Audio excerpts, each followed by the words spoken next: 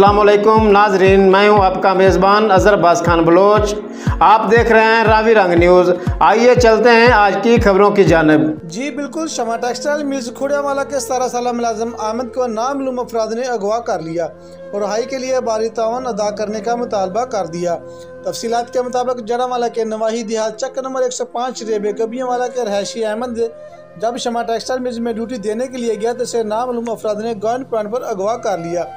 रात गुजर जाने के बाद जब अहमद घर वापस न आया तो वुसा शदीद परेशानी की हालत में अहमद की तलाश में निकल पड़े। अहमद की वालदा ने बताया कि 9 बजे सुबह एक कॉल मसूल हुई जिसमें अगवाकार ने अपना नाम खादम हुसैन बताते हुए रिहाई के औज 1.5 लाख रुपये तावन का मुतालबा कर दिया।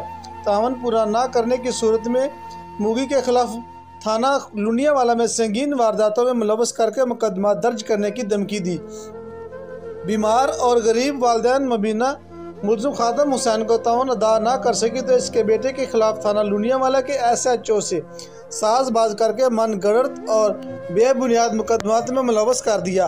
तासरा खतून ने होने वाले जुल्म के खिलाफ प्रेस क्लब जड़ावाला में एहतजाज करते हुए वज़ीर आज़म पाकिस्तान, वज़ीर आला पंजाब, IG पंजाब से मुलजिम के खिलाफ फौरी कार्रवाई करने की अपील की है और थाना लुनियावाला के SHO के खिलाफ अगवाकारों से गठ जोड़ करके झूठी FIR दर्ज करने के जुर्म में कानूनी कार्रवाई का मुतालबा किया है। कैमरामैन टीम के साथ आबिद हुसैन, जड़ावाला।